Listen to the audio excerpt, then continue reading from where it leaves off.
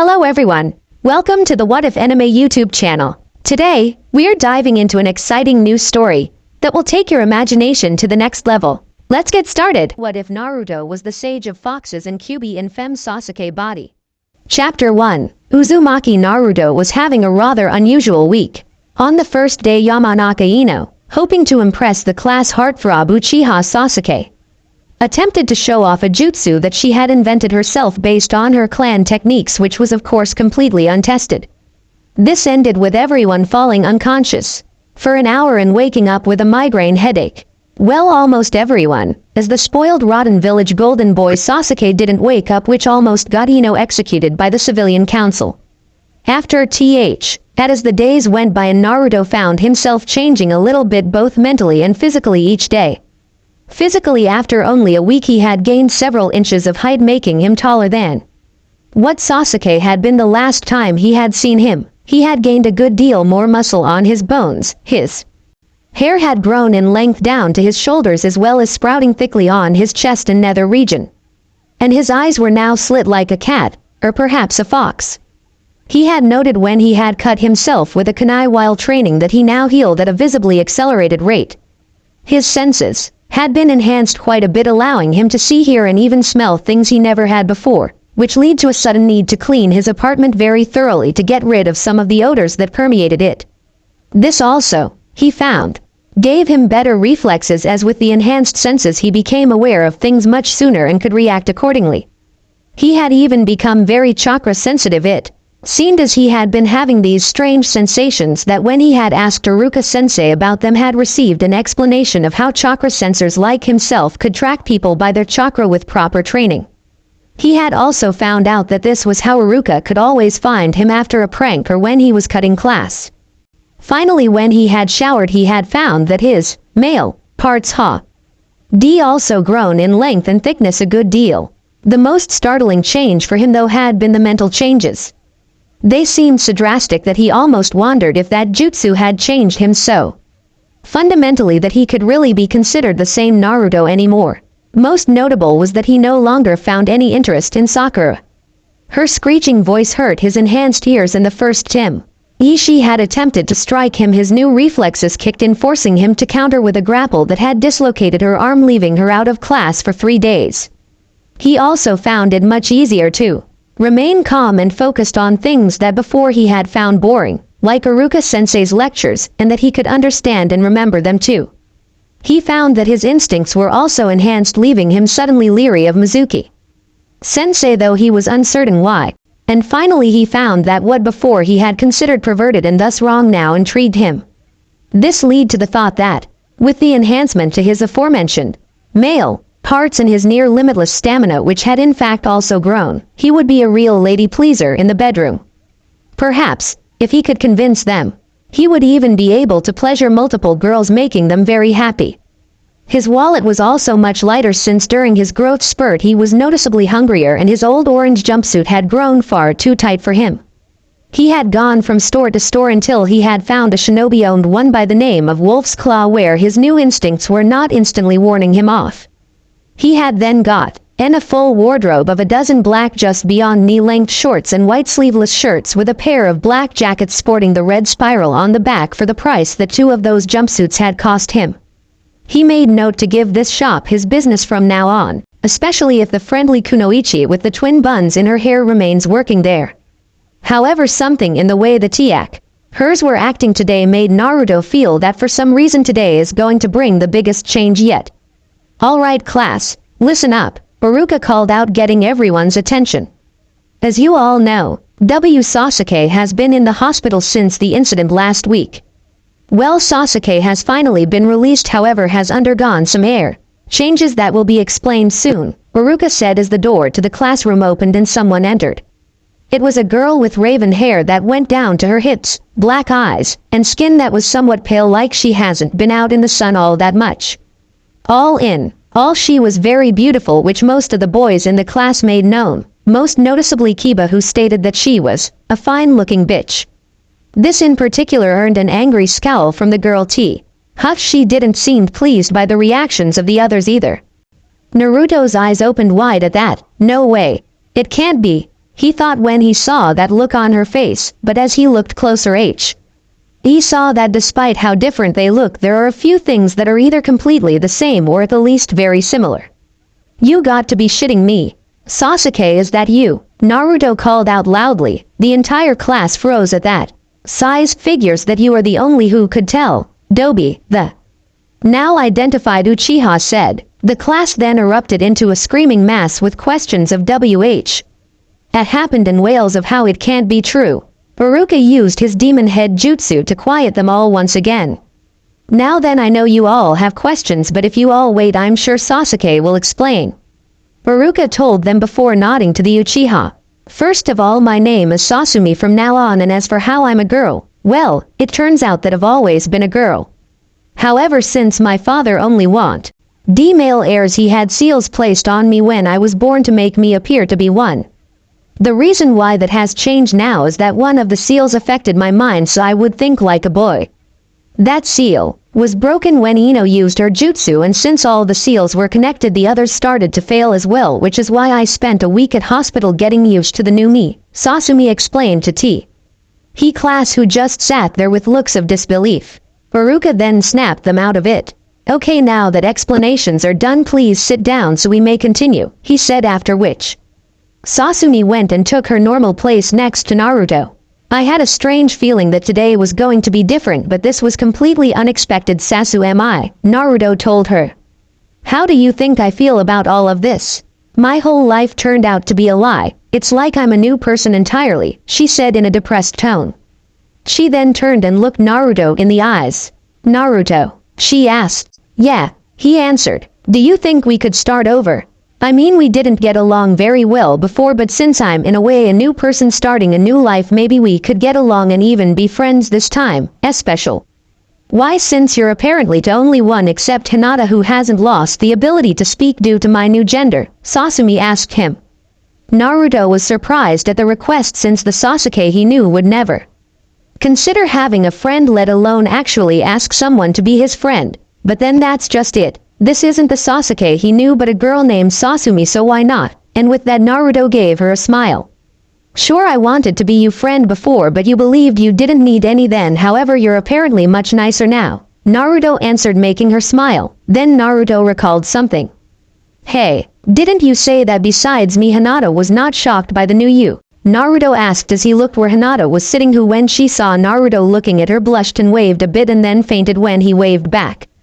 Yeah, I asked for Hinata to help me with the whole being female thing, since she is someone I recognize and she is a girl in my class but not one of my shivers fangirls. We got along pretty well, especially after I managed to get her out of her shell a bit.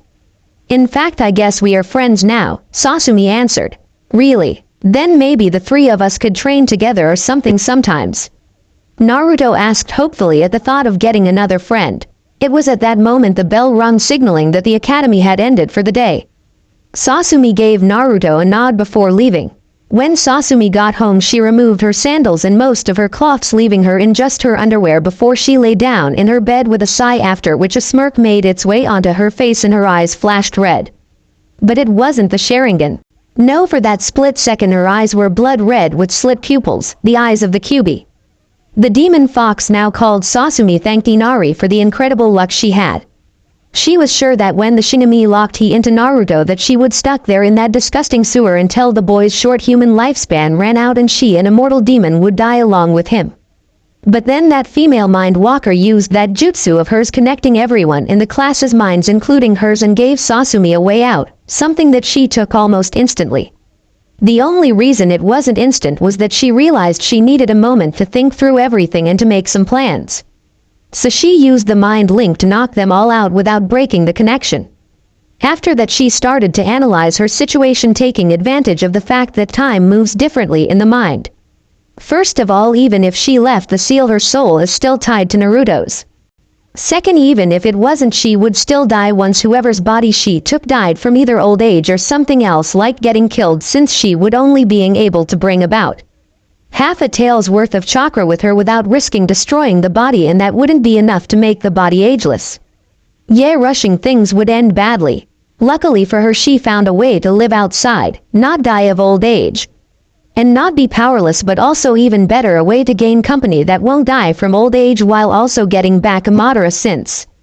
She chose the Uchiha's body so he would have the Sharingan after changing it to fit her and consuming Sasuke's soul. Due to being able to get around the seal but still being connected to it, she could now change it a bit, so she made some improvements. Oh yes, once she was done, Naruto would be far above everybody else.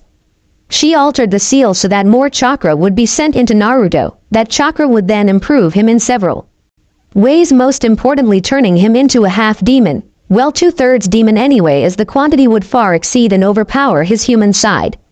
While also leaving behind on his back a false, broken seal that would have disabled the boy both mentally and physically, while also sealing any bloodlines he might have had if it had ever truly been active. Let the old man Hokage puzzle over that one Ying to figure out who had done it to his effectively adopted grandson.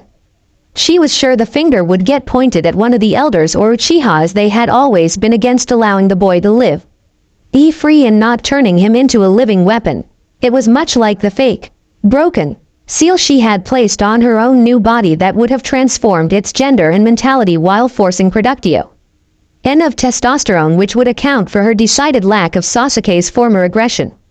The alterations to his seal though would give him a body far superior to that of a normal humans that would top aging at around the age of 20 when he reaches his prime.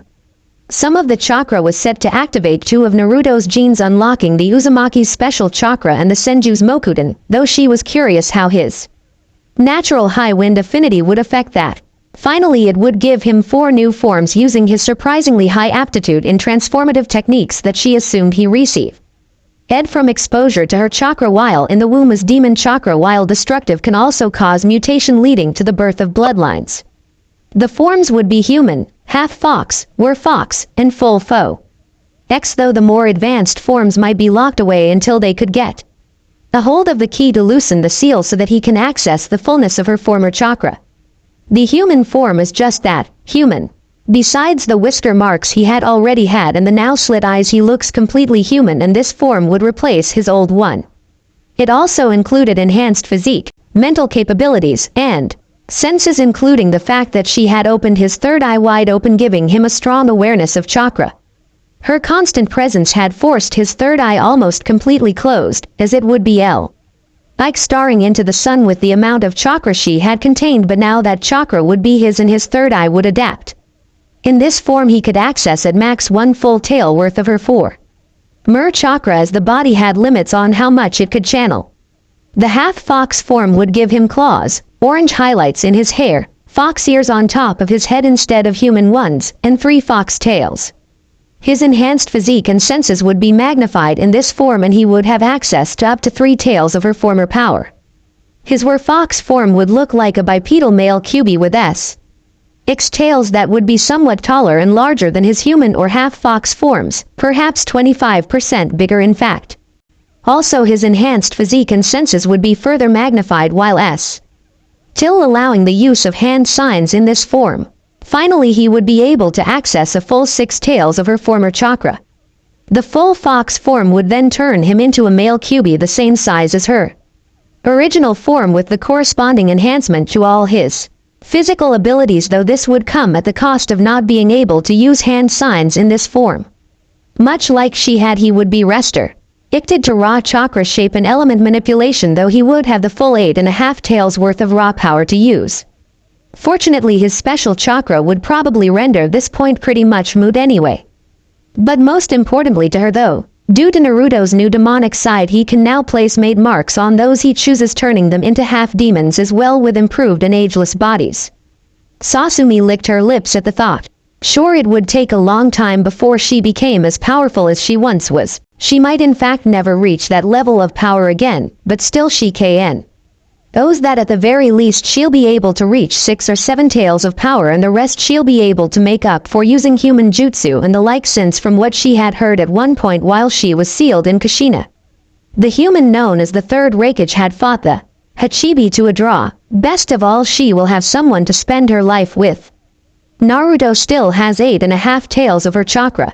Add the power of the Senju and Uzumaki as well as what he will gain with training, and he will be an excellent mate for her, far exceeding her previous power level. It might be a good idea to add Hinata to her little family as well. With Naruto's stamina he could easily handle both of them, and this way she wouldn't have to fight her for Naruto's attention. After she is convinced to share him, unlike many other girls, she won't care about who is alpha female as long as she can be with Naruto. Sasumi giggled at the thoughts running around in her head. Yes, everything would be perfect. She would be free with two who will love her, whom both, once pushed in the right direction, would be powerhouses, and the three of them would be together forever. And as a half-demon, Madara's eyes will no longer work on her like they did before, especially since she also has the Sharingan now, with hers being empowered by her half-demon status to no longer need murder to enhance it, instead being trainable beyond the normal max. Similar things will most likely happen to Hinata's Byakugan and Naruto's Mokudan and Special Chakra. Oh, the fun we will have, Sasumi moans out before getting up and heading for the shower, since she will need to cool down and to change into a new pair of panties now. After that she'll work on how to get on the same team as Hinata and Naruto so she can more easily help push them to become stronger, as well as strengthen the relationship between all three of them. She'll most likely ask the Hokage to put them together by telling him that they are the only ones she is comfortable around due to how easily they accepted that she is female now. Yes, that will work. Now all she needs is to wait 2 weeks until graduation day to be with her mates. By then Naruto's transformation should be coming to its finalization. He will receive the little message she had left behind and know of the great power she had given him. I read this story, Kyubi's plan by Sage of Fanfiction, and just couldn't resist writing the challenges. I have been thinking of doing a Mokudan Naruto for a while now. As you can see, I have made some slight changes in how the first chapter is written, but only to give it my own flair. Don't worry about my other stories, as nothing is abandoned or anything. It's just that I write what my muse gives me, and right now she wants me to work on a Mokudan story. I hope you enjoy my version and continue to read and review it. Chapter 2. This is my take on the challenge based on the Onishot Kyubi's plan by Sage of Fanfiction. I would just like to say I do not own Naruto or any of the other things I pay homage to. If you like one of my ideas, please feel free to use them in your own stories, though I would appreciate a PM so I can read them. Speech, Thought, Demon Speech, Demon Thought, Jutsu. Chapter 2. Hiruzen Sarutobi, the third Hokage, had been having an off week. The uproar caused by the incident in the academy had been difficult to quell without the young Yamanaka heiress facing stiff penalties from the Uchiha-obsessed civilians. It was made much easier after a couple days, though, as after testing of the jutsu used by the young Ino determined that it was not what caused the young Uchiha heir to pass out. It was later ruled after the now female Sasuke, who had taken the name Sasumi, had awakened that the breaking of the transformation seal placed upon her had in fact been the source of the backlash that had knocked the entire class out. Young Sasumi had then requested the aid of the young Hyuga heiress in ACC, limitizing to her new state of being, as she was a familiar face from her class and was not one of the girls who had become obsessed with her previous male form. While the girl was as of yet not a nin, Yahi had decided to make this AC-ranked mission specifically requesting the young Hinata, as he felt it might aid her in her confidence problems that were the only thing keeping her from the top of the kunoichi from her class. Not to mention that Hiashi would not object too strenuously to aiding the young Uchiha in this way, as it would bring honor to the Hyuga clan, especially since it would be the first time an academy student had received a mission above D rank. Today, a full week later, though, had been even more, as the Naras say, troublesome. First had been the visit by young Uzumaki Naruto, the Jinchuriki of the Kyubi no Yoko. The boy, who he now noticed had seemingly had a sudden growth spurt, had come to him with an unusual problem. Flashback. A knock sounded on the door to his office shortly after he had been seated to begin his paperwork for the day. Looking up, he called out, "Come in," as he knew his secretary would not be around for another hour. Into the room came Naruto in an outfit completely lacking in orange, looking both more mature and more ready for the ninja lifestyle. "Yes, Naruto-kun, how may I help you?" he asked after a couple moments with the unusually silent boy waited. "Hokage-sama, I was just getting out of the shower this morning when I noticed an unusual seal spread across my back and thought it best to inform you," the young boy said with uncharacteristic formality. "Across your back, you say?" He asked, and upon receiving a nod of confirmation requested, "Would you please remove your upper garments and show this seal to me?" The boy immediately removed his black jacket and white sleeveless shirt before coming forward to his desk and turning around. Pulling out a scroll, the Hokage carefully began copying the seal revealed onto it for later study as Huff. He recognized much of the seal's structure and was enraged that something like it had been placed upon the boy. He wanted to know everything that the seal had done to him. He could only be glad that the seal had seemingly broken, most likely at the same time as the young Uchiha Hireses had. Then realizing the implications of two seals breaking, he asked the boy, "Please turn around and channel some chakra for me, Naruto-kun."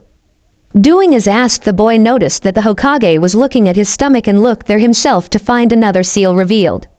"So there is another seal on me as well. What are they, Hokage-sama?" he asked suspiciously, as it was obvious that while the one on his back was a surprise, the one now revealed had been known by the old man.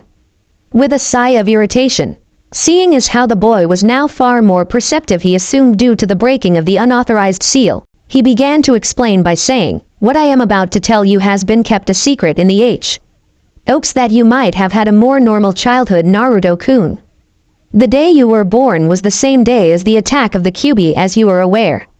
Well, while the academy teaches that the fourth had defeated the fox, we only let the younger generations assume that it was killed. In truth, the only way to deal with one of the Biju is to seal it away. The stronger ones, like the Kyubi, in fact can only be sealed into a child, which is what the seal on your stomach is."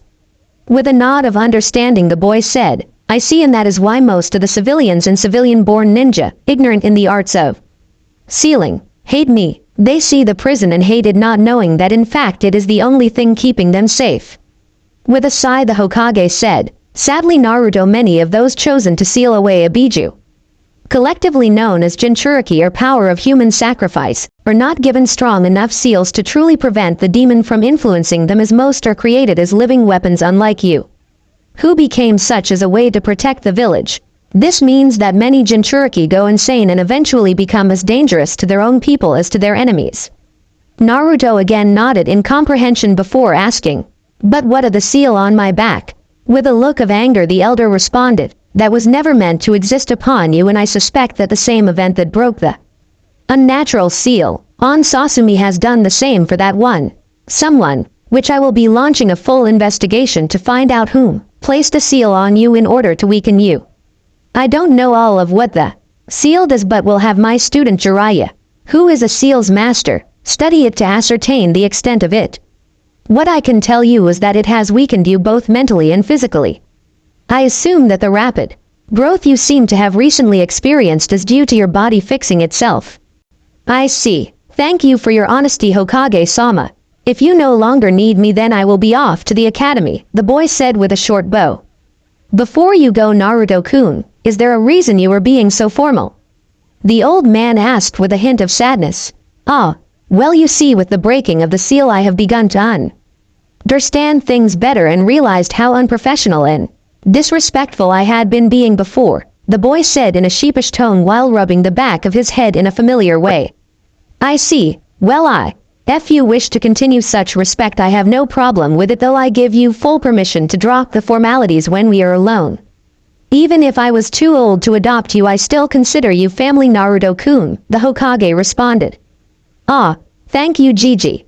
The sentiments are much appreciated, and I feel the same way for you," the boy gratefully responded. "Now you are dismissed, and have a good day, Naruto-kun," the elder said with a smile. End flashback. After that surprise meeting and sending a copy of the now defunct seal off to his student via messenger, Toad summoned with one of the single scrolls left specifically for this purpose. The rest of the day was fairly normal until a meeting that young Sasuke had scheduled for that afternoon after the academy had let out. Another flashback. Hokage-sama, Uchiha Sasuke is here for her scheduled appointment, rang out in his office from the intercom connected to his secretary's desk. Pressing the response button, he said simply, "Send her in." He waited a moment before the young Uchiha heiress entered and bowed to him, saying, "Thank you for seeing me, Hokage-sama." "It is no problem whatsoever, Sasuke. So how may you help you today?" he asked. "Well, sir, I have two requests I would like to make of you," she told him. "Go on," he allowed, The first is that I would like to add to the bounty for missing Nin Uchiha Itachi by 100,000 ryo with the stipulation that he be brought back alive, she told him. Quite surprised at this, he asked of her, "Why would you wish to do that? I thought that you had wanted to get revenge on him." "Well, you see, sir, now that I am female it would be far more difficult to repopulate the Uchiha clan if I am the only one left to do so, as it is much more difficult to donate ovum than it is to donate semen. Not to mention that if I were to marry as a female I would be taking the clan name of my spouse. The Uchiha name, which I feel would be best to keep alive as they were among the founders of the village, would then be lost. It is my intention that he be returned to the village to be used as breeding stock in order to rebuild the clan that he destroyed," she explained to the visibly stunned Hokage. Quickly calming himself, he then asked, "I see, and how will you find women who would agree to participate in such a breeding program, and what would you have done with Itachi afterwards?" "If he is captured alive, then I will offer all kunoichi of the village who wish to retire to build a family, and any lesbian kunoichi couples who wish to have children adoption into the Uchiha clan. And full access to the Uchiha compound and funds if they choose to be inseminated and raise the next generation of the clan. As to after, I will leave Itachi's disposition in the capable hands of you or your successor." "Hokage-sama," she told him. "I see. Well, I will make the necessary changes to the bingo books." "Now what was your other request?" he asked. "I wanted to see if it was possible to arrange to have Naruto and Hinata on my team when we graduate, as well as preferably a kunoichi-sensei. The two of them have been the only ones to take my transgenderization well, and the three of us have bonded and become friends. I understand that the village espouses the will of fire philosophy, which promotes teamwork, and believe that the three of us would make an ideal team. We share a lot in common and with each other, including most importantly that none of us have truly bonded that well with the rest of the class. I figure if Hinata trains in medical jutsu with her family taijutsu and medium-range chakra attacks, Naruto could train in ninjutsu and taijutsu to be our frontline fighter, and I could focus on long-range genjutsu, ninjutsu, and ranged accuracy, making us a well-balanced team," she told him while explaining her reasons. Well, traditionally we make teams with a single kunoichi. Naruto would, as the lowest-ranked student, be paired with the top shinobi, which with your transforma Tion would now be Shino, and with the top kunoichi, which is now you. I would then give the team to Hitaki Kakashi, who has an implanted Sharingan and would be able to instruct you in its use," Hiruzen explained.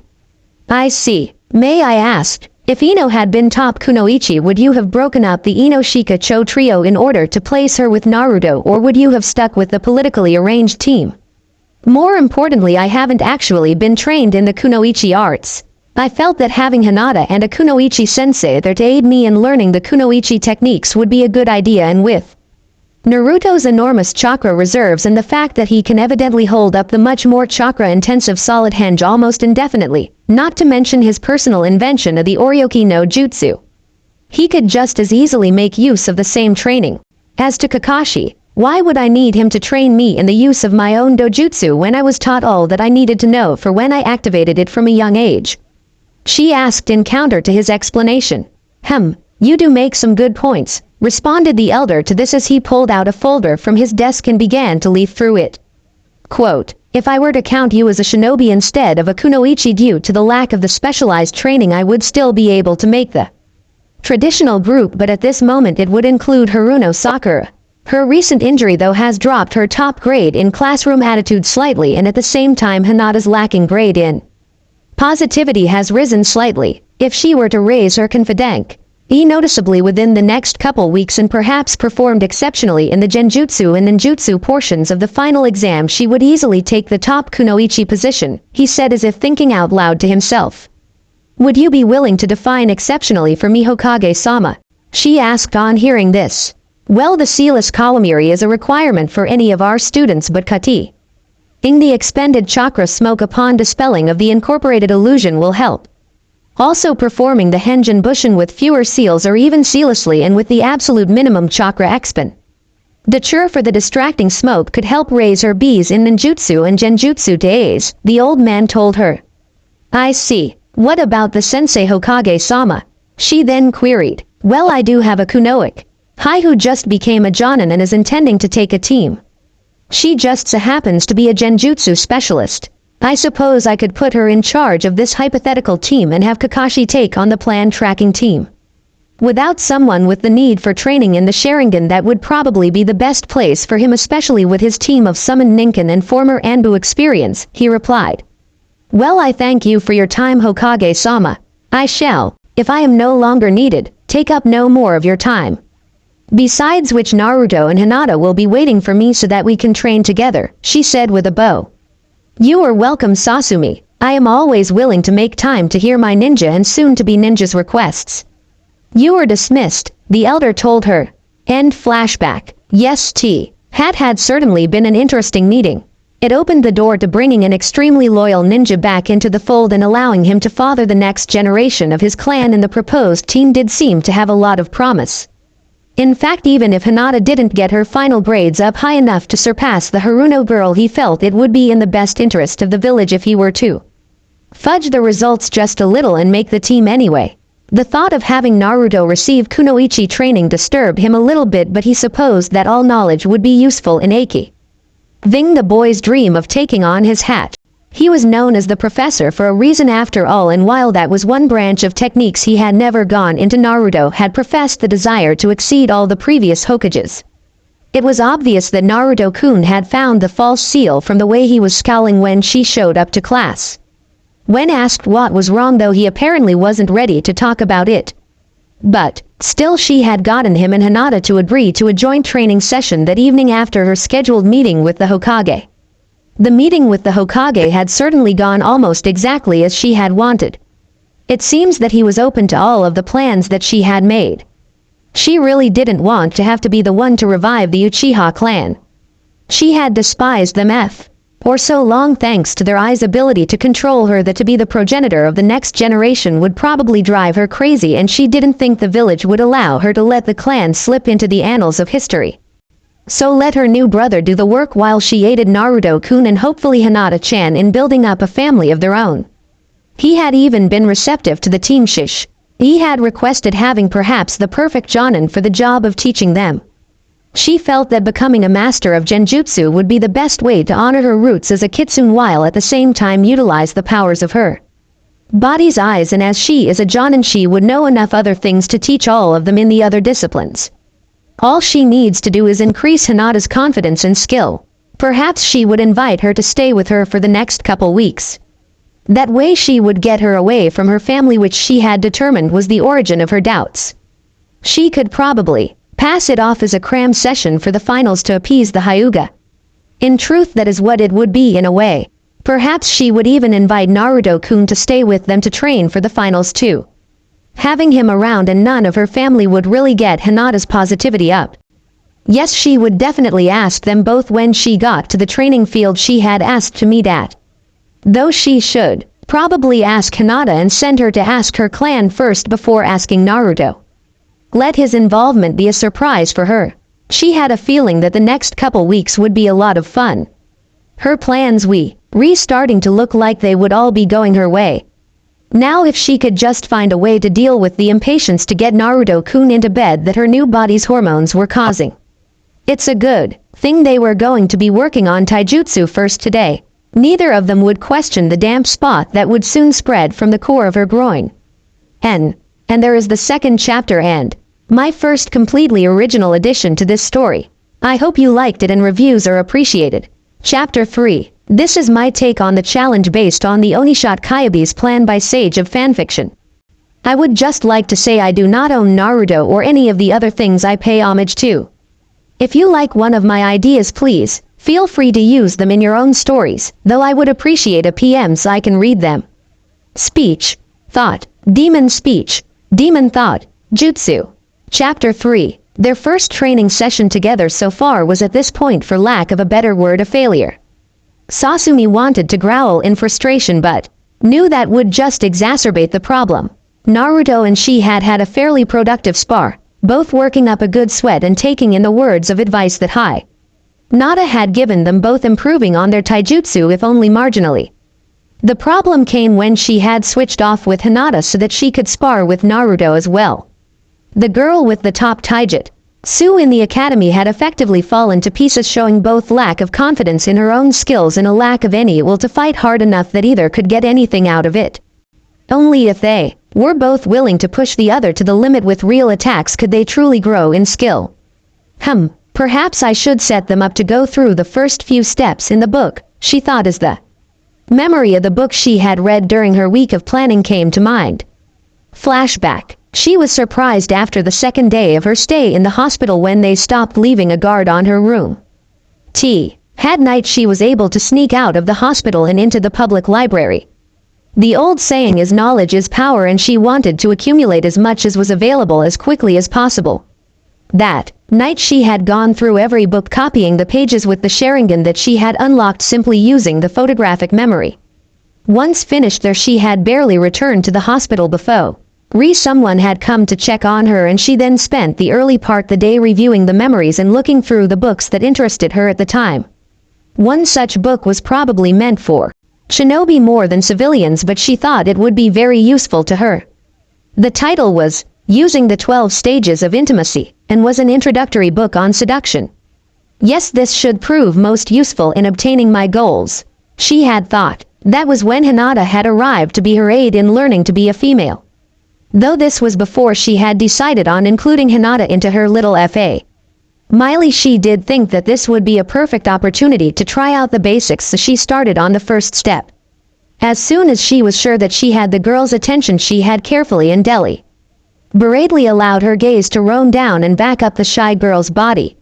When she was sure that Hinata knew what she was doing, she then brought her gaze back up to her pale lavender eyes, locking onto them with an intense and yet hopefully comforting gaze.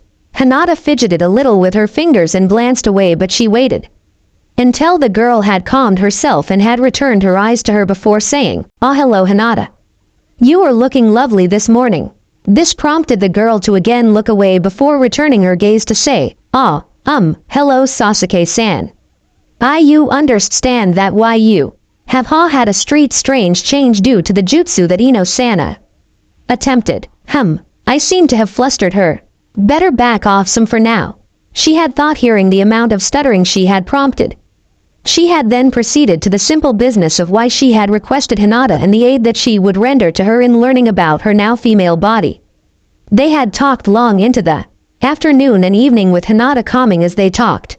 She had even gotten her to agree to return the next day after the academy let out, same as today. She had begun the process over again each day. Why, and then backing off and just talking with the girl. She soon found out on the day before she was scheduled to return to classes that Hinata's family life left much to be desired, and that was why she was so introverted. She had taken the girl's hand, making it seem as if she were just trying to comfort her, but then didn't let it go until it was time for her to leave as visiting hours were over. End flashback. While it had taken some time to get through to the girl, she had finally gotten to the 4th stage, and she could actually see that it had increased the girl's confidence a minute amount. Her family, it was likely even the most basic of intimacies were rare. Even Sasuke had memories of hugs from his family and the occasional kiss from his mother. She had even gone through the same steps with Naruto upon returning to class, first arriving in class and waiting as everyone got a good look at her. Though he may not have been aware of it, even he had been checking her out. She waited until he had met her eyes, then held his gaze. She saw as the light of recognition went off behind his eyes and allowed him to speak first before talking back to him in a familiar way. She had then to take a seat next to him, which had placed them close enough to talk some more and become somewhat more familiar to each other.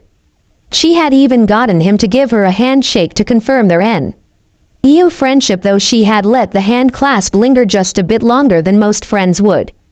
Yes, now would be a good time to get the two of them through the first few steps to better bond them together. She could probably even use this to push her own connection to the next step with the both of them. Hold up, this isn't working. I think there is another exercise that we need to try, Sasum. I called out, getting Hinata and Naruto to halt their spar. Stepping back from his partner, Naruto turned to Sasumi, wondering what she had in mind. She first turned to Hinata, saying, "Hinata-chan, I need you to seat yourself on the ground cross-legged and close your eyes while I tell Naruto-kun his part in this exercise." He continued to watch curiously as Hinata complied with Sasumi's request. Ritu, turning his eyes to the raven-haired girl, he waited as she approached him. She placed her left hand on his left shoulder and walked around him, placing her right on his right shoulder. She then began to gently guide him until he was standing just in front of the brunette. Placing her head on his shoulder and her lips right next to his ear, she began to whisper to him, "What we will be doing is an exercise in confidence and trust. I'm sure you have noticed that you are doing a lot better fighting Hinata, right?" He nodded in response, sure she wanted to keep this conversation quiet or she wouldn't be whispering. At his confirmation, she again began quietly saying, "Hinata is from a taijutsu specialized clan and has the best scores in the class, so you shouldn't be. The problem is she lacks confidence. See in her own ability to not hurt you and trust that you in turn won't be mad if you lose. What I need you to do is seat yourself in front of her and simply hold your hand out to her. While her eyes remain closed, you will watch her body for any movement and study her in order to better familiarize yourself with how she moves and try to determine how she feels." Giving a quiet, "Okay," he was about to sit, but she continued. "When she opens her eyes, I want you to focus on them. Talk to her about anything to help calm her down, as she will probably be nervous. When she takes your hand, I want you to just hold hers and we will go from there, okay?" She finally asked. Getting a nod from him, she gently pressed on his shoulders, guiding him to the ground. He started to focus on Hinata's body, studying her to try and better understand her. Hinata felt someone step behind her and started to tense up until she heard Sasumi's voice saying, "Okay Hinata, this exercise is to help you become as strong as possible. Until I tell you though, keep your eyes closed." His shoulders slumped as she realized that they were taking time away from everyone else's training in order to correct one of her many flaws. Then she felt Sasumi's hands on her shoulders, gently rubbing them. "First, why don't you remove this bulky jacket? It's just going to be in the way as we train," Sasumi suggested as she slowly massaged Hinata's neck and upper back. I'm not really comfortable doing that," Hinata almost moaned out as the massage did feel fairly good.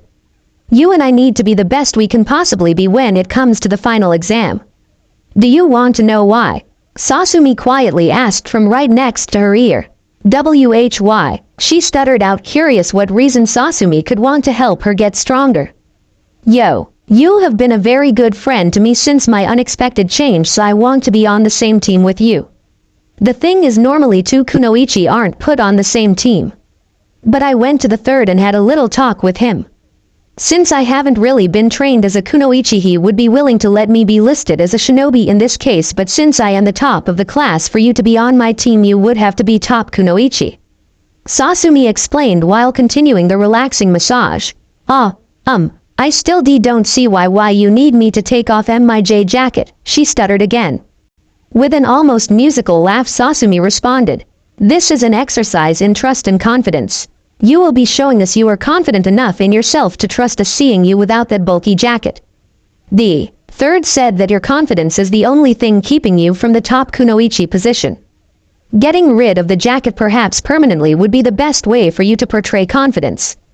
I don't know," the timid girl responded. "Well, there is one other interesting thing the Hokage told me. No matter which kunoichi I am teamed with, I will also be teamed with the class's dead last. Do you know who that means would be on our team?"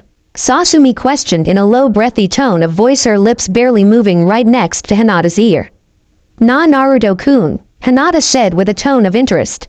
"Why, and if we are going to be on a team together, don't you think you can trust us by taking off the jacket?"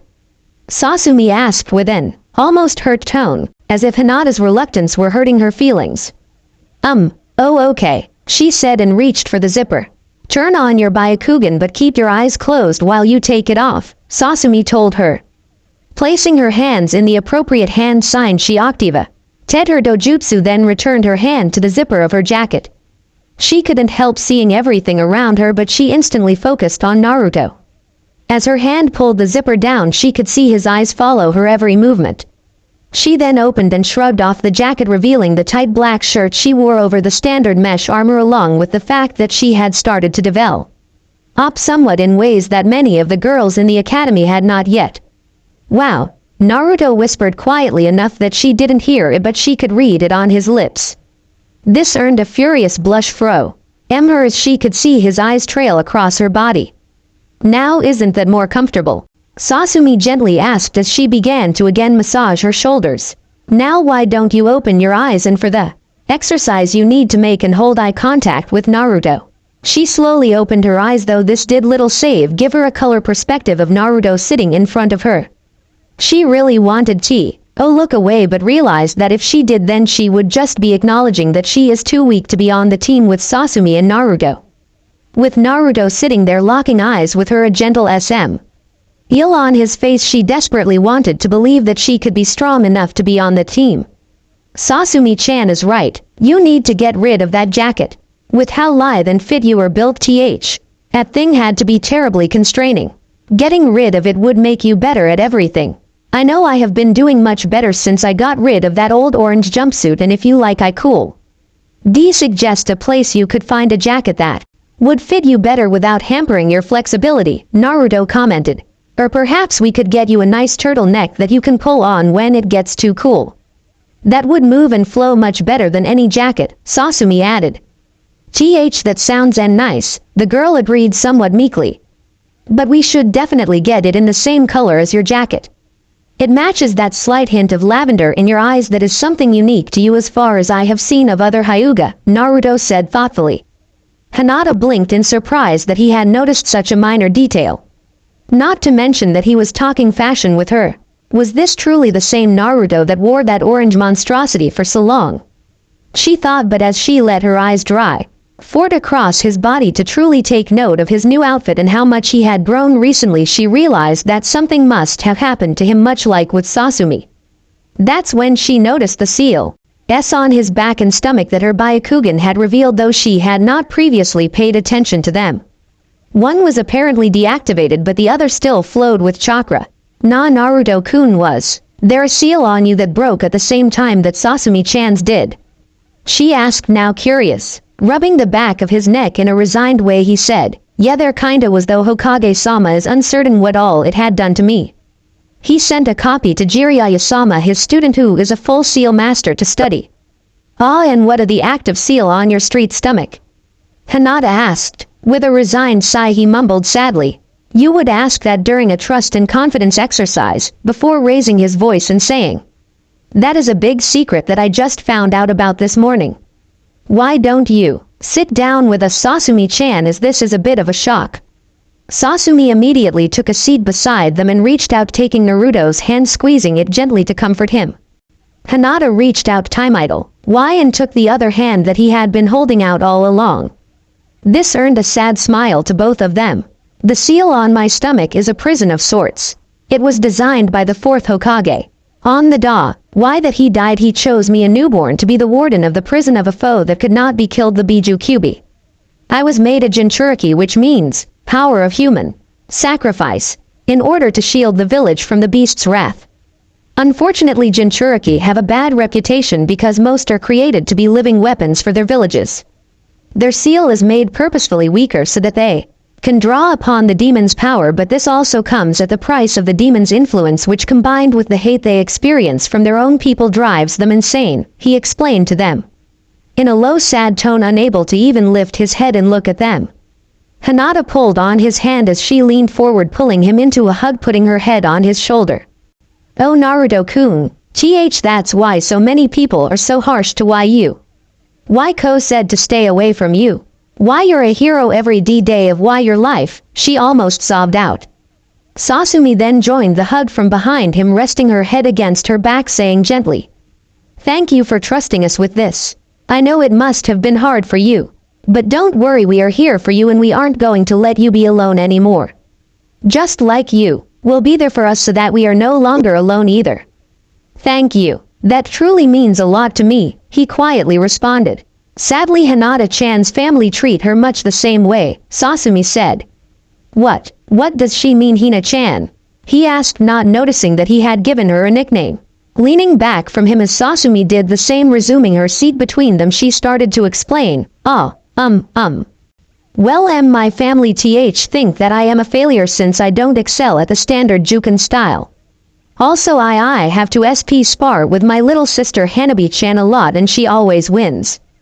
He looked at her before shrewdly saying, "You hold back on her just like you were doing with me earlier, don't you? That is the whole reason why we are doing this exercise. You need to learn to have confidence in yourself that you aren't going to hurt those you care about in a full-strength spar, and to trust that they will be able to take your attacks and loose if they are the lesser skilled person without becoming angry with you. You need to let go of your fear and embrace the strength that you hide." Hinata just nodded before looking down dejectedly until he reached out and gently lifted her until her eyes met his and holding his hand there. "You also need to learn that there is nothing wrong with receiving constructive criticism. When you pointed out the flaws in my stances while I was fighting Sasuke, did I ever look down? No, I just fixed the problem and went on. You can do the same and keep your head high while doing it. That is a mark of true confidence. From now on, I want you to never look to the ground unless you are looking for an enemy there." "Oh, okay, Naruto-kun," she said with a bit more confidence.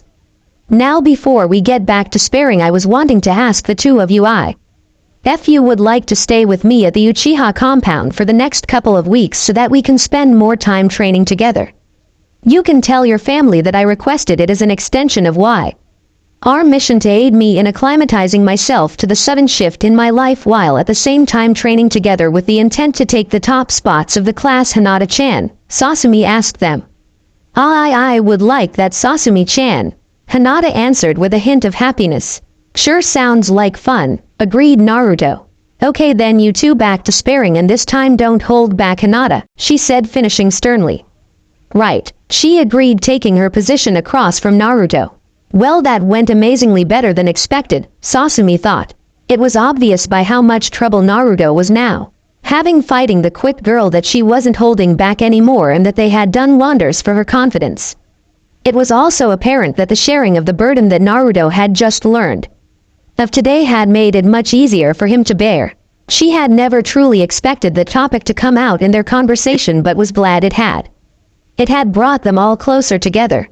They had got into the 5th stage of intimacy together, and Naruto had even skipped the 6th stage and jumped up to the 7th stage with Hinata reaching out and lifting her chin like that.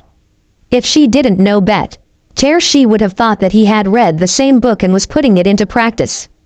It seems that her former container was something of a natural Casanova. Yes, it seemed that her little plan to bring them together and build their strength was working splendidly. "Now if I only knew a way to deal with the building heat between my legs," she thought in frustration as she shifted back and forth while watching the spar between the two she had chosen to one day be her mates.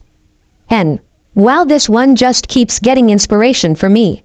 It may have not been a very exciting chapter, but I think that it went well in helping to build their budding relationships.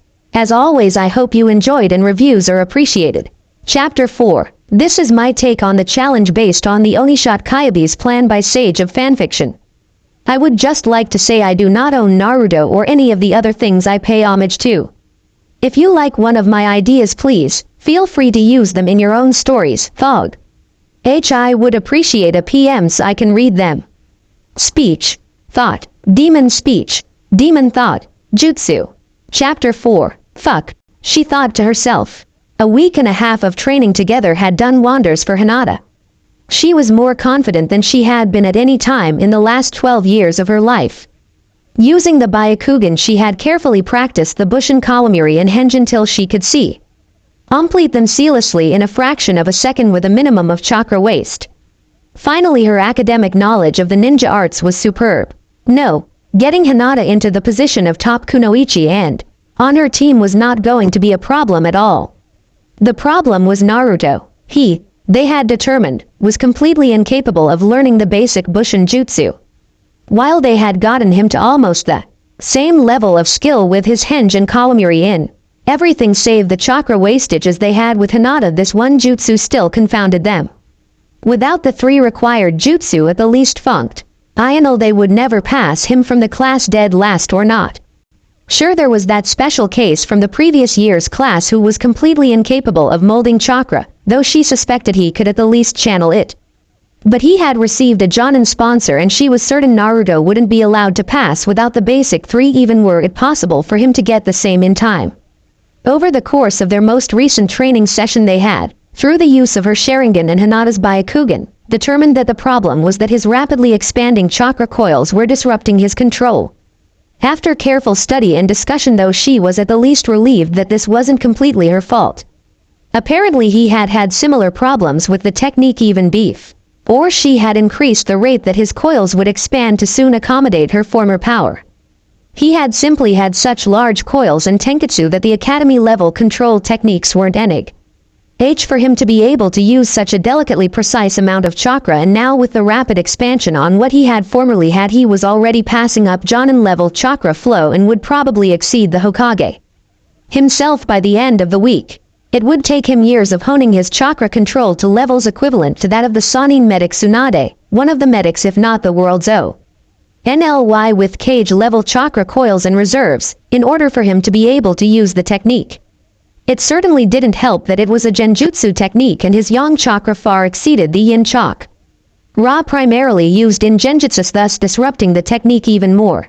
The only reason she hadn't been a mindless raving beast inside the boy due to the ceiling only containing her yang chakra was the fact that he, being the son of her previous container, had already been a pseudo-jinchuriki containing a portion of both her yin and yang chakras, allowing her to partially heal the rift left behind. But the chakra she had taken with her was primarily yin, leaving him with perhaps a quarter as much of her yin chakra as he had of her yang, and he had always been more of a physical person than a cerebral one, so he was similarly imbalanced.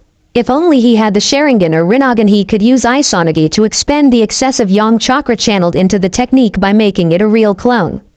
But of course, had he a dojutsu, he would be able to read chakra levels and thus rapidly improve upon his lacking control.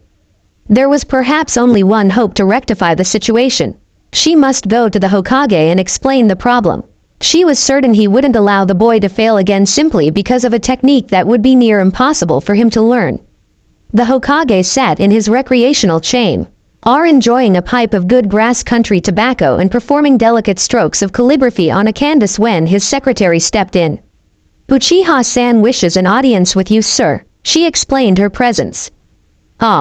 Send her to my office, I shall see her," he informed her as he stood and claimed his robes and hat of office, snuffing his pipe with a wind technique he had learned from his Samati Mi's rival Danzo that allowed him to pull the air away from the flames. He then donned his official attire and used Shunshin to arrive in his office moments before the young Uchiha heir entered. Sas, Umi, how may I be of service to you this fine day?" he politely asked. Bowing to honor the elderly leader, she took a casual stance, placed the most serious look on her face she could manage, and told him, "Sir, I regret to inform you that Naruto-kun is incapable of ever passing the required curriculum of the academy." Concealing his shock at such a blunt statement, he raised one eyebrow in apparent interest and asked her, "Oh, and why do you say that, Sasumi?"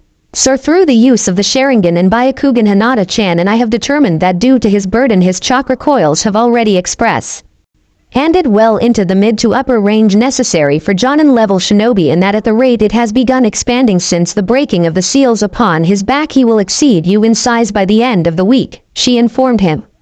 Nodding in understanding, he said speculatively, "I see, so he shared with you too the nature and origin of his many difficulties in life.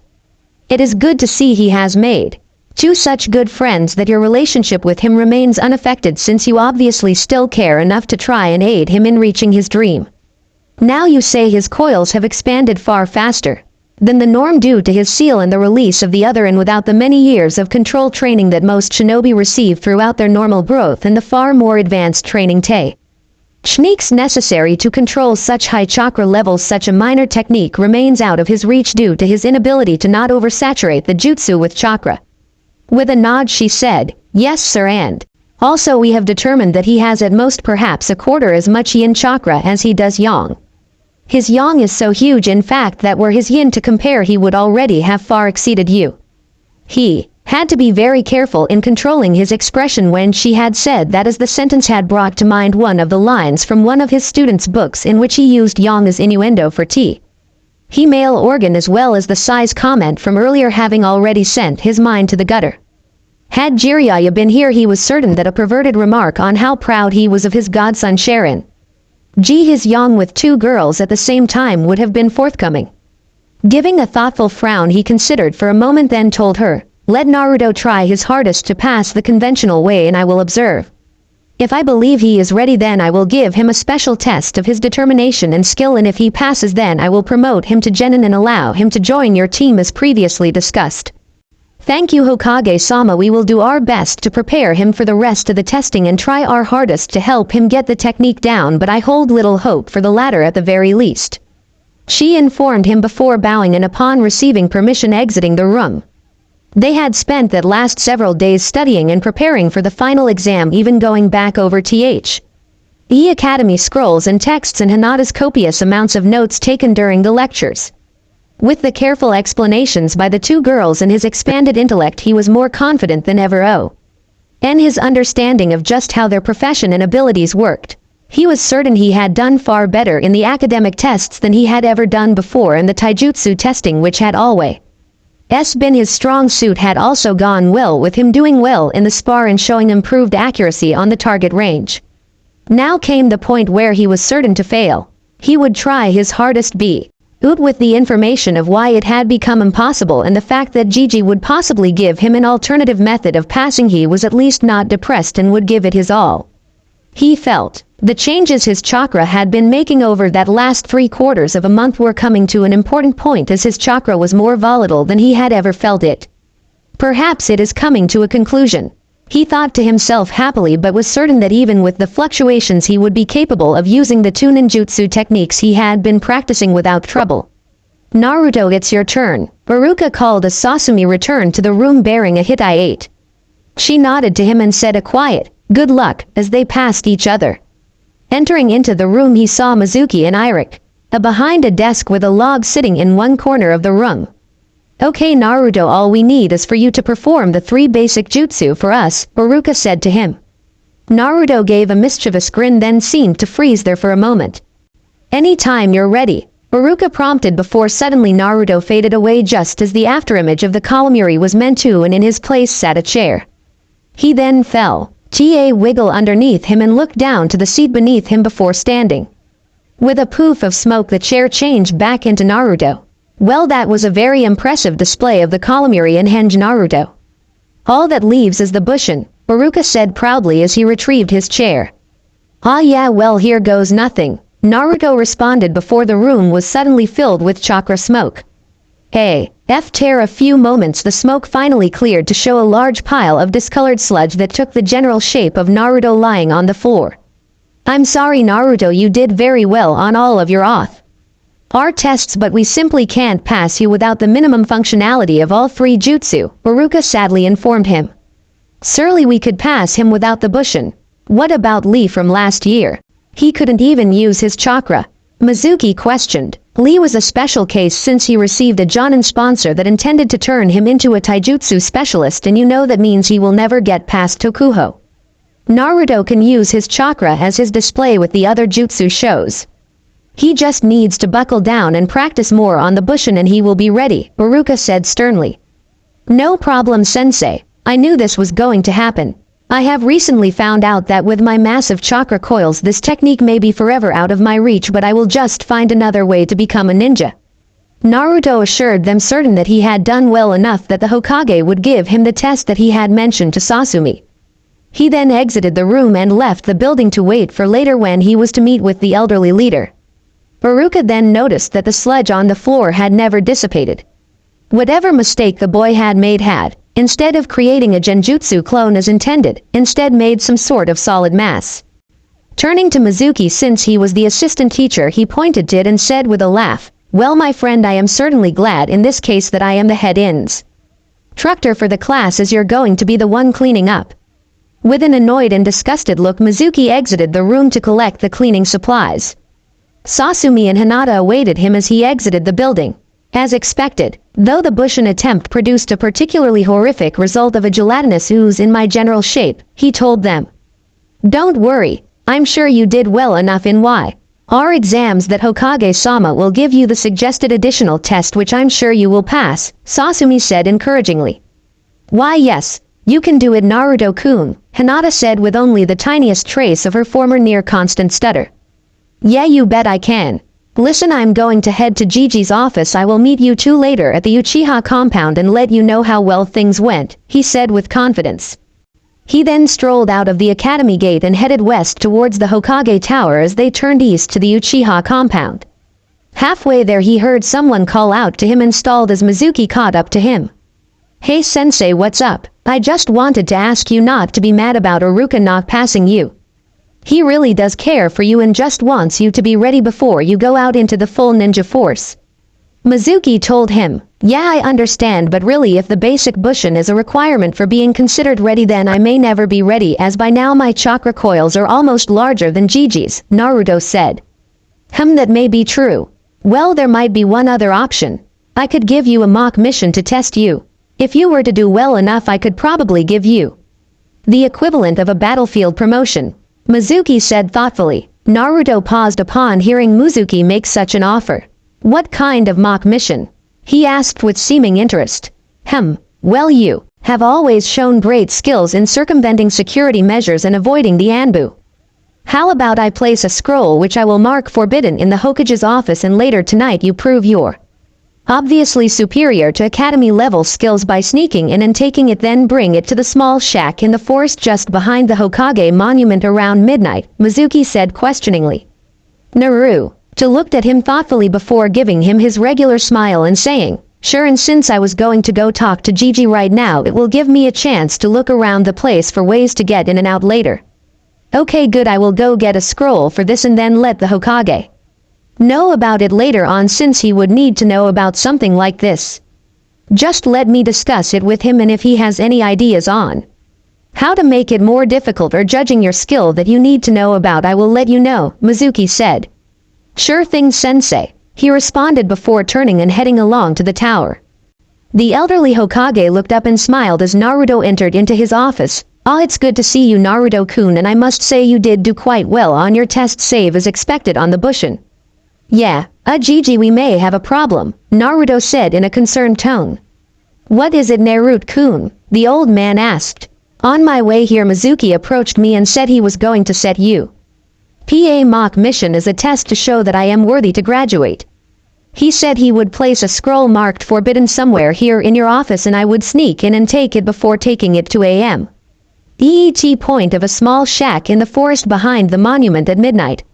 I'm not sure, but I didn't think you had brought him in on the special test you were planning. Especially since he implied that I should let him explain the idea to you," Naruto explained. "I see that as troubling, as there is such a scroll already in my office filled with dangerous forbidden jutsu, one of which I was going to allow you to attempt to learn as the test I had intended," Hiruzen said before pausing deep in thought. "I will tell you what. First, I want you to try and learn this jutsu as quickly as possible, and well before the meet time I want you to find the meet point and set traps as if you were planning one of your pranks with the intent to subdue Mizuki so he can be taken alive for interrogation. I will have a squad of Anbu there observing in order to make sure nothing goes wrong, since he is a chunin and you are perhaps just graduating genin. If you can complete either of the two tests, then you will become a genin. But if you can complete both, I will give you a special reward." "All right, I won't let you down, Gigi," Naruto said with confidence. "Good. Now there is a special training room in the basement of the tower for training in the jutsus in this scroll without anyone knowing about it. Why don't we head down there so you can get started?" he said, pulling the scroll from its hiding place. Iruka was furious. This was far beyond a simple prank. When he had heard that Hokage-sama had called for everyone to search the village for Naruto because he had stolen the forbidden scroll ceiling, he had immediately extended his senses to finding him. Fortunately, he had always been one of the strongest chakra sensors in the village. He was even able to sense most non-Anbu shinobi in he village through the interference that most non-Hyuga sensors had problems with due to Konoha's defense barrier. He quickly found that the boy was remaining stationary in the forest behind the Hokage monument, just barely within the barrier. Does he know about the barrier? Is that why he stopped within its edge? He worriedly thought, as Naruto had never shown any form of chakra sense. If he knew about it, that would mean he had betrayed the village to some outsider who knew about it. Racing to get to the boy in the hopes he would prevent the drop if the worst-case scenario were true or prevent him from making a major mistake if it was just a badly thought-out prank. He didn't pay proper attention to his surroundings. Otherwise he would have noticed that while not truly being followed Sonio, Nei was taking the same route a short distance behind him, and that the clearing he was jumping down into, where a tired-looking Naruto awaited, had minute traces of being disturbed. "No, Iruka-sensei," the boy shouted out as he started dashing towards the place he would land. Then he saw a huge latticework net of razor wire started to break free from the ground moments before he was encased in a cocoon of pure chakra. She felt it. He had completed his metamorphosis and drawn upon the single tail that his normal form would provide him. She wondered why he was so far away, but assumed that he was just working on whatever test the Hokage had set for him. She noticed Hinata look up and in the general direction from which the burst of power came.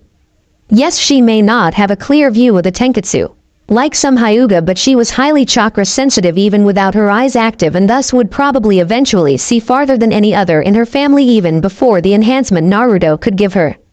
Hopefully the culmination of his change would benefit him in his test. If he didn't pass, all her planning would be in ruins for quite some time. What was that old proverb? Even the best laid plans never survive first contact or some such, she thought to herself while hoping that these at the very least would prevail. All she could do right now was sit with Hinata and believe in Naruto. Whatever the world threw at him, she had to believe he could throw it right back, especially with his new gifts. And, well, there is another chapter. Hope you enjoyed and have a happy holidays. Chapter 5. This is my take on the challenge based on the Onishot Kyubi's plan by Sage of fanfiction. I would just like to say I do not own Naruto or any of the other things I pay homage to.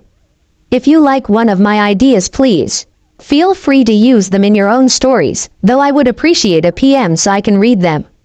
Speech, thought, demon speech, demon thought, jutsu. Chapter 5. He had been doing so well. He had successfully managed the Kajibushin no Jutsu in a single hour, highly impressing the old man Hokage. It had certainly not been easy with the sudden fluctuations his chakra kept going through at an ever-increasing rate.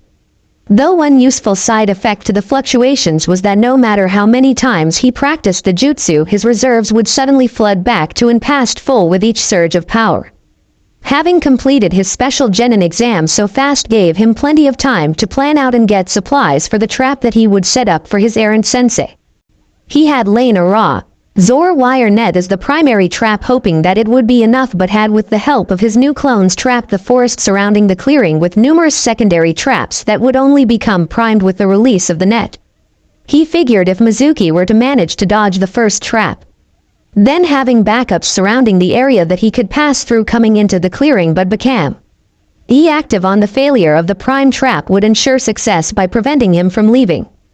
During the wait for midnight, when the clone he had left to steal the forbidden scroll would be coming to act as bait, he began to notice that with each surge of power his senses that had already begun growing in strength became even sharper. He also noticed that he seemed to be gaining some new type of sensation that he had never been aware of before. Concentrating on the new stimuli, he realized it was much like hearing several different sounds or smelling several different things at once.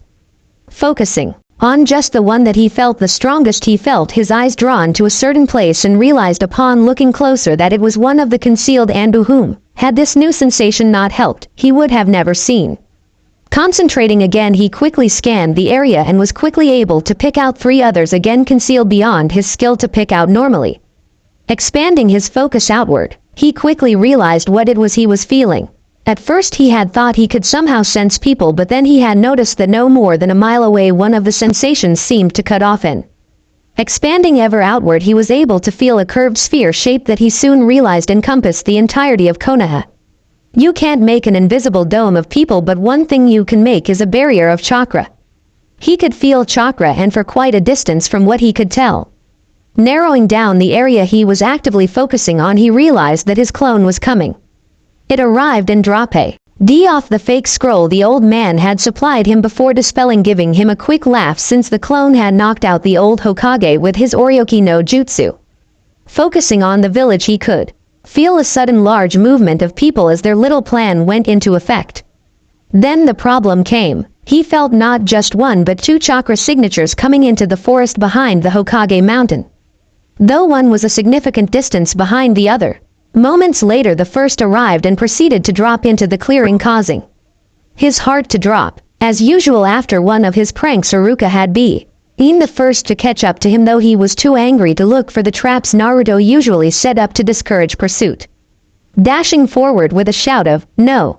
Iruka-sensei!" He hoped he would be close enough to push him out of the net before it trapped them, when suddenly he felt the biggest surge of chakra yet and momentarily blacked out. With a start he awakened in a darkened tunnel through which a shallow stream flowed. Taking to his feet he observed his surroundings. The only visible light source seemed to be a set of glowing pipes flowing overhead. He could see one glowing red and pulsing strongly like some sort of heartbeat, while a second blue one seemed to pulse in counterpoint and, if he was not mistaken, grow with each pulse. He quickly decided to follow the tunnel in an attempt to find a way out, as there was no obvious entrance at his current location. Rushing down the tunnel, he decided to remain on the main path that followed the two pipes to their source whenever he passed darkened offshoot tunnels. Finally he came to the end of the tunnel where the blue pipe passed into a wall while the red pipe continued across the massive chamber he had come into and through a huge gate with a small ceiling tag holding it shut. Moving closer he saw the pipe plunge into a massive glowing red orb on the other side of the gate, with a small trail of energy connecting it to the massive form of what had to be the Kyubi sealed within him. "So I'm inside the seal somehow," he thought aloud. "No, you're in your mindscape at the interface between minds," the tired-seeming fox grumbled. "Well then, I guess the pertinent question is, why am I here?" he asked the fox. "I have moved on from this life, so to speak. What you see before you is something of a clone with my knowledge to share with you, much like the clone you just learned. I am leaving my power to you to do with as you want," the gravelly voice responded. "So how do I get back out? I was in the middle of a problematic situation," Naruto asked. "Do not worry. I am using my yin chakra to alter our perception of time within your mindscape so that we have plenty of time for our conversation," the fox clone told him. "I see. Then I suppose that the next question is, why are you doing this?" he now asked. "I had an opportunity to escape the seal, but to do so necessitated my sacrificing almost all of my power, which would have anchored me here. Thus I made some changes to your body so that the power would not destroy you once you claimed it, as much of my chakra is toxic to normal living beings," it responded. "Ah, so the seal on my back was probably never real," he said knowingly. "True, it provides you with a safer answer than that I had been enhancing your DNA," the fox said. "But still, this doesn't tell me why you changed me," the boy stated. "It is a long story, so you might want to form a seat for yourself," said the clone. "Let's see, this is my mindscape, so I guess I just think of a chair and it will be there," Naruto contemplated. Focusing his thoughts, he remembered the big chair that the old man Hokage sat in, and with a minor exertion of effort it did appear as he had hoped. He took his seat and awaited the explanation. I suppose I should start from the beginning. A long time ago, a great man that your people nowadays call the Rakuto Sennin fought the first of the Biju known as the Kyubi, or 10 tails.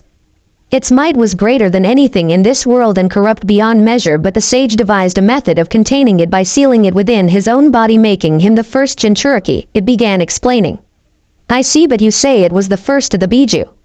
Naruto asked. "Yes. When the sage's life was nearing its end, he called upon 9 powerful summoning contracts which he possessed. To each of the 9 beasts he had summoned he gave a portion of the great Kyubi's power.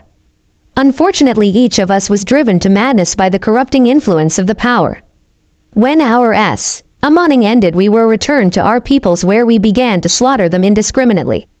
I understand that the slugs got lucky, though, as the sage's second son had signed their contract and de-summoned the Rokubi before it could destroy its entire clan," it stated sadly. "So the other 8 clans were destroyed?" he questioned. "I know not if the other 7 were completely decimated, but am certain that I killed all of the Kitsune before destroying our home completely. As far as I know, though, I was the last to be summoned back to the elemental nations a mere 60 or so years ago. Due to the corrupt chakra flowing through us that came from the same origin, we can somewhat sense each other, and all the others were already here, though each had been sealed in some way," the fox answered. "So you were roaming free around the elemental nations for almost 50 years? He asked. "No, I was free only perhaps a year when Madara Uchiha came and controlled me with his bloodline." and used me to fight his bitter rival, the first Hokage, though that effort was doomed to failure as that man had the Mokuden bloodline which could weaken and bind my power, while his wife, who was also heir, had the Uzumaki special chakra which could further bind me until she sealed me within herself, becoming my first Jinchuriki, it told him. So you were sealed up until you attacked 12 years ago? He queried. Yes, though at that time I had already been transferred to my second Jinchuriki, your mother. As she gave birth to you, the seal was weakened and someone used that chance to extract me and set me upon your village once again with the Uchiha Eye. Sadly, among the lives I had taken that day, both of your parents who were sealing me away within you were killed when your father sealed my yin essence away in the belly of the Shinigami, driving me into a yang-driven rage which led me to target you to attempt to prevent the sealing, though both of them jumped in the way of my claw, it said with some remorse. If he sealed your yin essence away, how do you have yin to maintain the change of perception you mentioned earlier? Naruto wondered. You are the son of my previous Jinchuriki. As such, during her pregnancy you absorbed a portion of my energies, making you perhaps 1/4 Kitsune. Had I not been sealed within you, one day you would have still been able to draw upon my power. Perhaps up to as much as 3 taels worth. That portion of my energy acted as a means for me to partially heal, though much of my memory is damaged, the Kitsune answered. So now you have escaped, leaving me almost all of your power. What were the changes that you made to me to prevent your chakra from damaging me then? He asked. I have made several enhancements to your natural form so that, first of all, you will be able to channel up to a full tael of my chakra without causing any harm to yourself. Though I have also strengthened you, enhanced your senses, opened your third eye that you may sense chakra, and awakened your dormant bloodlines, it told him. Bloodlines, as in multiple? He asked with a little wonder. Yes, you have 3. Your Kitsune energies have made you a natural shapeshifter. Most who use transformations cannot use them in ways that make them stronger than their natural form in any way, but you, much like the Inuzuka who can take on the strengths of their bond and companions, or the Akamiki who can magnify their strength by expanding their size, can improve yourself, though your abilities are somewhat more powerful as it is a full bloodline instead of a special clan technique. Enhancing that bloodline, I have given you 3 more powerful forms that you will be able to naturally shift into to allow you to draw upon 3, 6, and finally all 9 taels of my power without harming yourself one day, though the seal won't let you go past 3 until you obtain the key to open the flow, it explained. And the other 2 bloodlines? Naruto queried. Your mother carried the Uzumaki special chakra, which allows you unmatched mastery of chakra shape manipulation and several useful abilities, as well as an expanded area of awareness with your third eye. All elemental bloodlines allow the masters to become one with their element, and in the case of special chakra you can truly become one with chakra. You can refill willing allies' chakra stores with your OWN, and while linked with their chakra network can perform jutsu for them using your chakra and either your elements or theirs, as long as you know techniques for their elements at least. Thus you can piggyback on a willing ally's bloodline abilities. You will find it much easier to master the flow of jutsu to the point that you can do them seamlessly, and finally you can harden your chakra to such an extent that not even one of the biju can break through on strength alone. This was how your mother held me down while your father sealed me with chains of pure-shaped chakra, the fox biju told him. I see, that sounds awesome. So what is the final bloodline? He finally asked. Your father somehow carried a small trace of the Mokuden bloodline of the Senju clan. It allows you to control and say NSE plants, and somehow even allows you to suppress the Jubi's negative energies within the biju and now yourself. It is composed of a mix of earth and water element chakra, meaning with your natural kind element which I shared and my fire element which will be imparted to you, you shall be able to easily master 4 of the 5 prime elements and 1 sub-element. And since your father's natural element was lightning, it will perhaps not be too difficult to become competent in the 5th element, it answered. I see, and by your statements it appears that you know who my parents were, Naruto stated. Yes, Kushina Uzumaki was my former prison, so I was aware of her impending birth and of the father Minoda Namikaze. Jinchuriki are almost always chosen from among the relatives of the villa GE leaders, just as my first container was aunt to your mother and wife to the first Hokage. You were the son of the previous container and the 4th Hokage, the fox clone told him. Also, while my Oh, is the reason why you were sealed within me. He also was one of the ones to give me the life to be in the situation. I shall have to make the best of the life they have given me in order to make them proud. So how do I use these abilities? I get that the transformations are just natural using my henge and the senses are just active, but what about the special chakra and Mokuden? Naruto wondered. Well, as you are the only one with these bloodlines as far as I know, until you can get a hold of the Uzumaki or Senju clan scrolls to learn techniques, the only thing I think you can do is throw lots of chakra at what you want to happen and try to force your will upon that chakra. Much like you do with anything, I suppose. Be stubborn enough and eventually it will work, the clone Biju said. Okay, then I had best get back to it and hope I can figure something out. How do I get out of here? The boy asked. Just will yourself to leave, came the reply, and with that Naruto was gone. Naruto came to still mid-lunge toward Iruka and feeling the massive upsurge of chakra decided that it would be put to best use in preventing the trap from triggering. Taking hold of it, he thrust it into the surrounding ground and willed for something to prevent the net from releasing. From the ground burst forth a large mass of grass which quickly bound the net, preventing its release. Realizing he had to hurry and hide Iruka as Mizuki would soon arrive, and as he was already in motion he thrust himself and the Chunin with all his weight at a tree and pushed his chakra out at it, opening a hole in its surface and then mostly sealing it back behind them, leaving only a small crack to see through. He then formed a shadow clone, having it take his previous position, and pulled the grass back from the net so had it would once again be set to trigger, and began spreading his chakra out through the plant life in the forest. Just be silent and watch. I don't have time to explain my real mission, Sensei. Naruto quickly whispered, placing his hand over the older shinobi's mouth. Just as he finished they felt a reverberation through the tree as Mizuki arrived. So you were able to get it? Well, toss it to me, and we will head back to the village and report how well you did, they heard him say. You know, I get the feeling you're lying to me, especially since this scroll actually has jutsu on it, the clone replied. You're smarter than you look, though. Actually bringing the scroll suggests that you might be reasoned with. I was planning on taking the scroll and defecting, leaving you to take the blame. The whole village is already out looking for you and they won't be lenient when they find you. Come with me and I'm sure Orochimaru-sama would have some use for you, Mizuki stated. It's not Lee I can ever become a ninja here, so I guess, the clone said and held out the scroll it was holding. Here, take it and let's get out of here. Oh, before we go I should tell you why the village hates you so much, Mizuki said. At this statement Iruka tried to struggle, but Naruto held tight. Yeah, I already know about the demon fox that used to be sealed inside me, the clone said, causing Iruka to stiffen. Used to? Mizuki asked warily. Yeah, it escaped during a nose jutsu a month ago but was forced to leave behind most of its chakra, so I guess I'm now becoming the new Kyubi while the former spirit has left. It's probably too weak to do any more damage than a regular ninja could now, the clone explained. And you didn't report it before now? Mizuki's panicked voice choked out. I didn't. No, until just now when I received its farewell message upon completion of my assimilation of its chakra, though I can only use one tael worth of the chakra in this form and would need to get the K.Y. to the seal in order to go beyond 3. That is still cage level chakra, the clone answered. Oh, and my bloodlines activated as well, he nonchalantly added.